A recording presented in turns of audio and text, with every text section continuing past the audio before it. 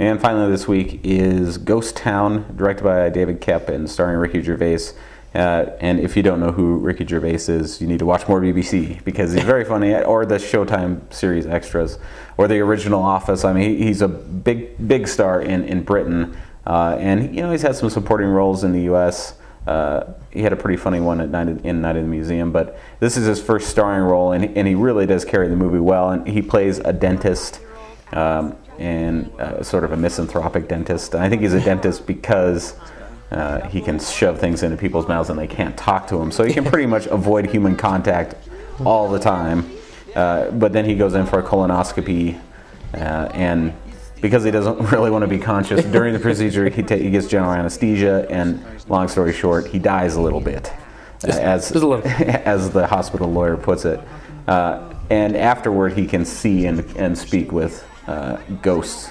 And they all have these little tasks they want him to do, like unfinished business and whatnot. And Greg Kinnear plays a man who's trying to stop the impending marriage of his widow, played by Téa Leoni, to a human rights lawyer. And basically, he just can't move on or whatever. But the plan that they hatch, the two of them, is to supplant Ricky Gervais as the romantic interest, which is a pretty funny premise from there. But the rest of the movie is all romantic comedy standard type stuff, but the presence of Gervais and all of the other actors, Téa Leoni is very funny in it too, and Greg Kinnear, really I think elevate it beyond an agreeable formula romantic comedy. Yeah, I mean, this is really one of the funniest movies I've seen in quite some time, and the comedic aspect of the film is rested almost solely on the shoulders of Gervais, and he pulls it off really well. Not only during the times when he's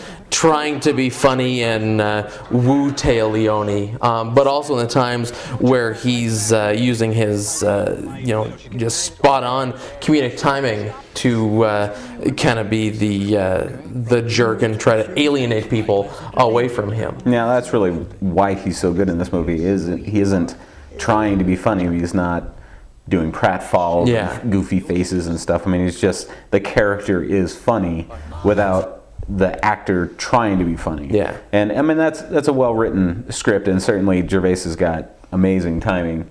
And like I said, the movie is pretty formulaic in terms of where everybody ends up at the end. But at the same time, there were some very touching scenes in it, which I didn't expect.